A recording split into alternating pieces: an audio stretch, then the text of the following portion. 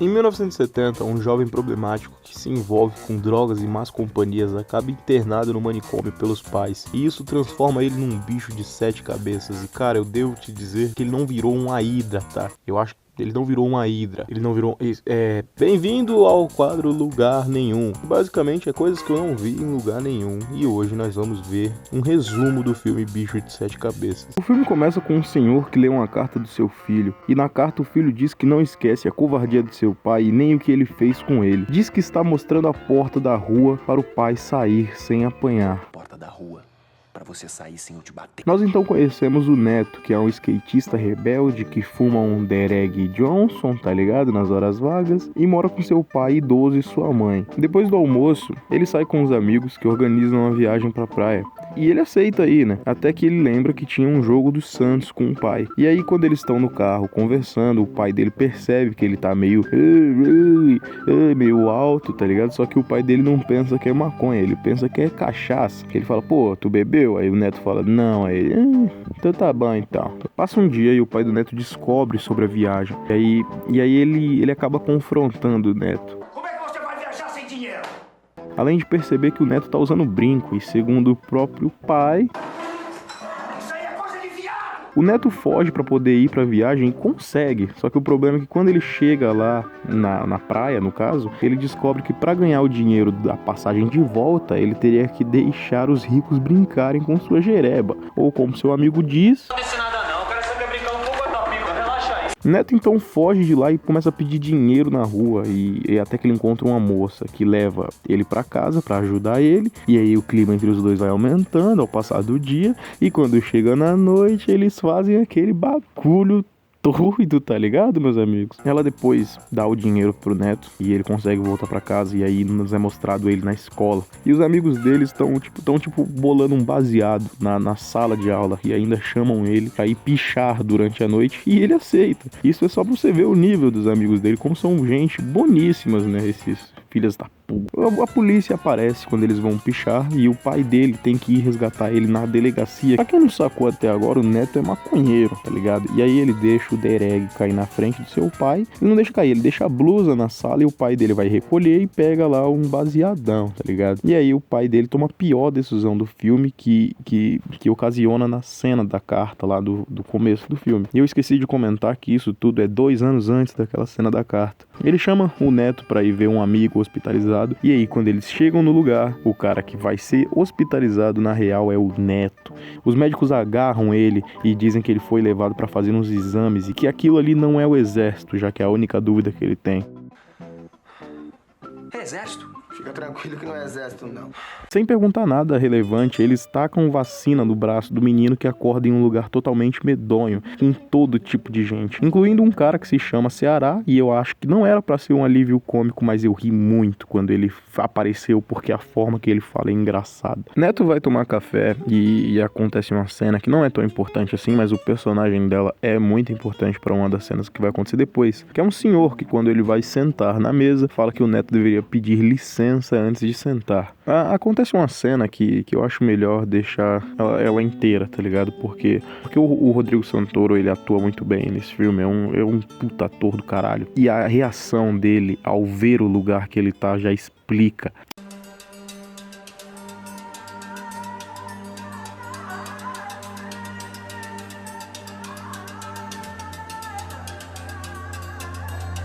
A cena é cortada por um doutor que, sem examinar, perguntar ou conversar com o Neto, já taca remédio pra ele. E já adianto que são os mesmos remédios que eles dão pra outros tipos de pacientes. E isso mostra o quão eles não se importam com o que o paciente tem e em tratar o paciente, sabe? E, cara, sinceramente...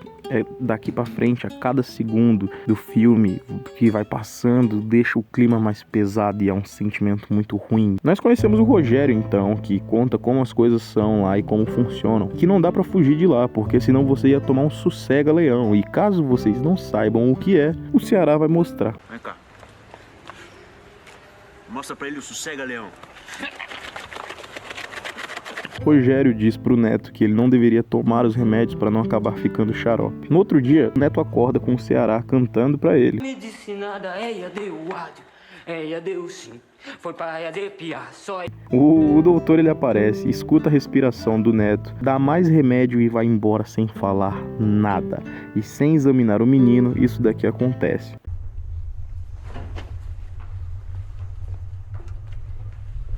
Eduardo não me disse nada, Eduardo, Deus sim, foi para arrepiar, só Deus de graça, o áudio que eu comprei, presente dele, Eduardo não me disse nada, Deus sim, foi para arrepiar, só Deus de graça. Rogério diz que o remédio que eles dão faz abrir o apetite e então você engorda. Isso faz com que seus familiares vejam você mais gordinho e tenham a impressão de que você está sendo bem tratado lá dentro. E ele fala também que só depois de 15 dias o neto vai ter uma visita. Então nos é mostrado que o médico de lá, na verdade, só liga para a quantidade de pessoas internadas e não para ajudar elas. O neto dele tá tranquilo em um lugar lá e ele vê o doutor chegando com o equipamento e ele entra numa sala com um cara e a gente escuta isso.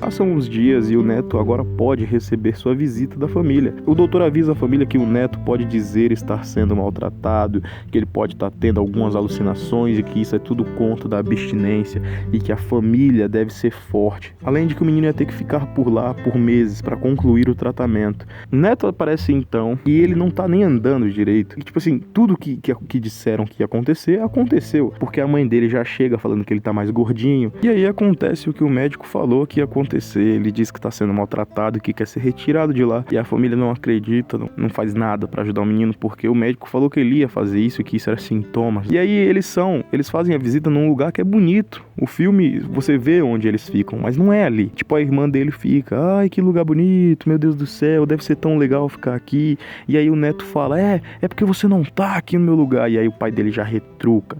Por que você não fica aqui, então? Porque ela não precisa. Ela não é maconheira. Mas você consegue perceber a diferença do lugar só nessa transição aqui.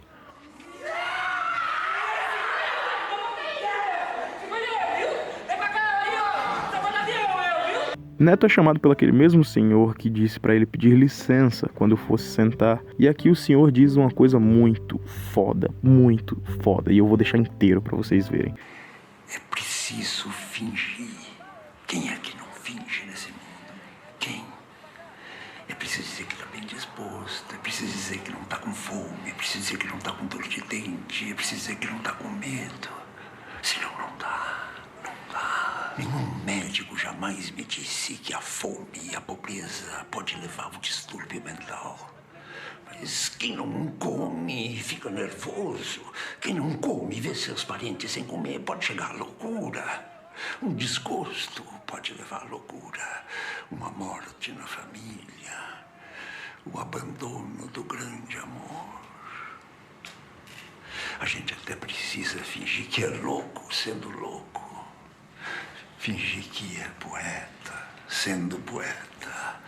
Em uma brecha dos médicos, o neto tenta fugir e é pego. Com punição, eles dão um choque na cabeça do neto. E de verdade, o tanto que esse moleque atua nesse filme é demais, mano. Eu vou... Assiste essa porra aí, você vai ver. Atenção.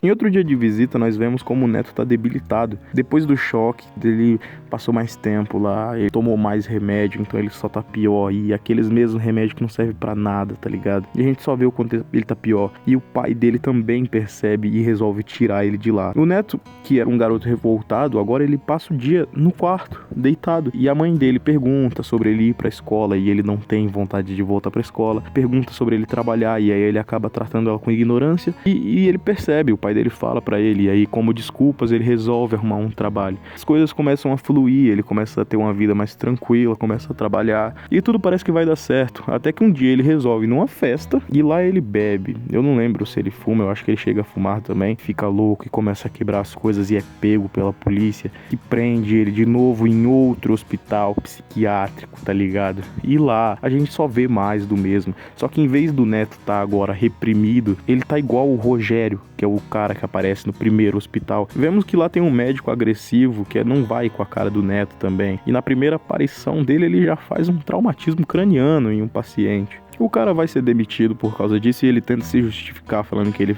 não fez de maldade. Mas o Neto caguetou ele, x-novou o cara, tá ligado? Como vingança, ele dá uma cavala no Neto, vendo que o Neto não tá tomando os remédios direito. E aí, durante a noite, depois do Neto tomar esse negócio, ele invade onde ficam os remédios e queima todas as vacinas. E isso faz com que ele vá parar na solitária. E antes de ir pra solitária, ele ainda cospe na cara desse médico cuzão, que é uma das melhores cenas do filme. Quando ele sai, ele escreve uma carta. E no dia de visita, ao tentar cumprimentar o Neto, ele tem sua mão queimada por um cigarro, né? O pai do Neto, no caso. E aí o Neto dá uma carta pra ele. Neto, depois disso, provoca uma briga, querendo não raspar a cabeça, e é jogado na solitária de novo. Ele faz fogo para tentar ir de base com a fumaça, e aí nos é mostrado que aquela carta que ele entregou pro seu pai é a mesma carta que estava no começo do filme. O médico se recusa a ajudar. Ele vê que o Neto tá lá dentro e tá saindo a fumaça, ele sabe o que vai acontecer, e isso acontece. Você já sabe que esse